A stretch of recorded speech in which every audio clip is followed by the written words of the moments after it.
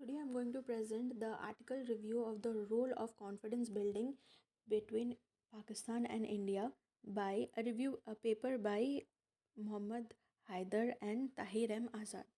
Uh, it offers a detailed study of CMB within the Indo-Pak framework, investigating the evolution, impact, and the influence of CMB and the work which was done later on in CMBs for both the countries. This review critically examines Haider and Azad's article with the attention of theoretical foundation, methodological approach, and historical framing. It evaluates the strength as well as the weaknesses of the paper, and it has critical evaluation of the paper as well as the management in relations with the South Asian security and conflict. The bilateral relationship between Pakistan and India remains one of the most complex and enduring rivalries of the contemporary international political system, rooted with traumatic events partition in after the partition of 1947. This was shaped by subsequently military conflicts. Firstly, it started from the military conflicts, and later on it became so much deep rooted that it became from military conflict to non-military conflicts as well. By passing of the time, the relationship between both the countries remained same, unresolved, and very much in volatile situation.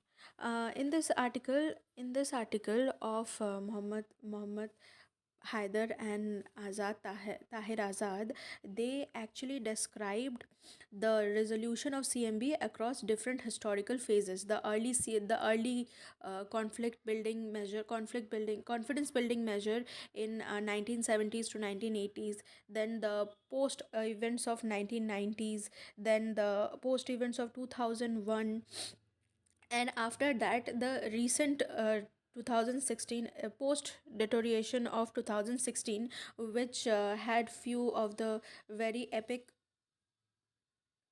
and immense situations which were held in during this situation, like the Uri attack as well as the Pulwama attack, the revocation of Article 370. The authors concluded this confidence building measures in this particular article as the essential yet sufficient. In their view, the successful CMBs requires political will, crisis management mechanism, sustainable dialogues, and long-term vision for peaceful coexistence.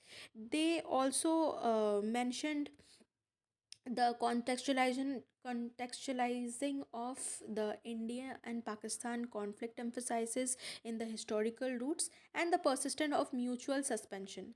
They outline how the war of 1947 to 48 and 1965, 1971, and 1999 Kargil, the biggest war, have en- have entrenched and adversarial the perceptions against the backdrops and confidence building. These were the hurdles which both the countries were still struggling to overcome, and the situation gets worse in every upcoming year as the events and incidents never stop coming. The critical evaluation of this particular paper has in the theoretical foundation. Nevertheless, the authors successfully conveyed the dual function of confidence building measures: procedural and technical confidence building measure, which focused on reducing misconceptions during crisis, and the substantive political confidence building measures aimed at transforming underlying mistrusts. By differentiating these dimensions, the article establishes a comprehensive base of evaluating Indo-Pak confidence building measure. The methodology, however, the methodology does has the description of analysis of military confidence building measure in the 1971 hotline rivalry, the agreement on advance notification of military exercises and troop movements in 1991, the incident of 2007, 2007 of the agreement of reducing risk from accidental use of nuclear weapons, and the ceasefire agreement in 2003. as well as the non military confidence building measure, which rightly acknowledges the sports events, the cricket tournaments which are held between both the countries, the trade relations, the cultural exchanges, diplomacy, and importance as well. But uh, yet the article also do more to explain why the confidence building also sometimes fall apart. It is because of the visa restriction remains unjust. The civil society interaction has heavily monitored. The train restrictions due to the political tension has severely limited economic, and the media narrative. The media narrative in both the sides are very the media narrative in both the sides are very unconventional. The structural challenges of this article has Kashmir disputes, the Kashmir dispute, which are identified, the Kashmir disputes, the cross-border militancy and the security concern, the political volatility of both the countries, the lack of sustained institutional dialogues, then media and absence of trust between bureaucracy and military. Now let's come to the debate of the strength and the weaknesses of the article. Though the article has clear structure and comprehensive coverage of the incidents and the typology of confidence building, their evolution and as well as challenges, the balanced and objective tone of the article shows the types of CMBs and evolution which could be taken, the hostile view of the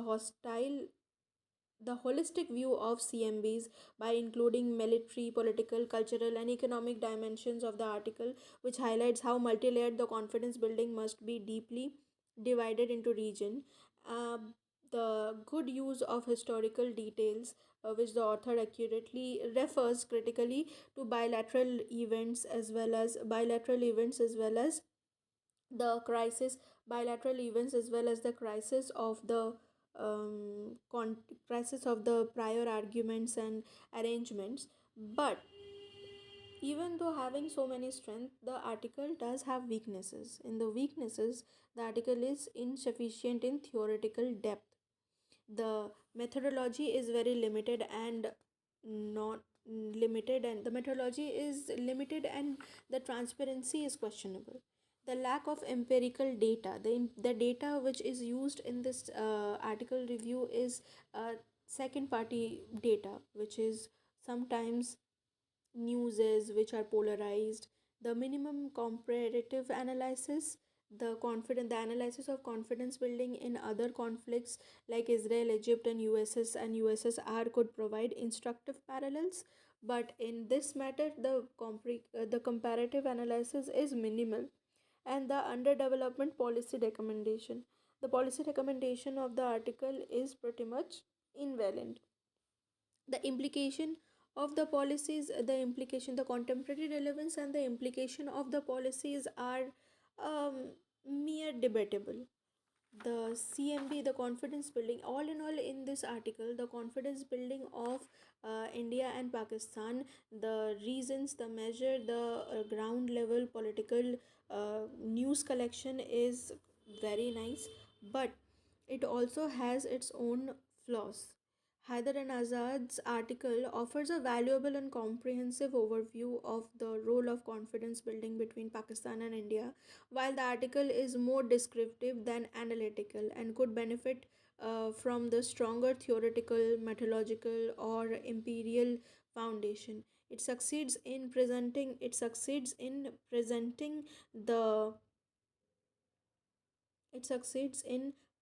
the nuisance of the understanding of the complex of Indo-Pak relationship, its historical accounts, and typology of confidence building measures.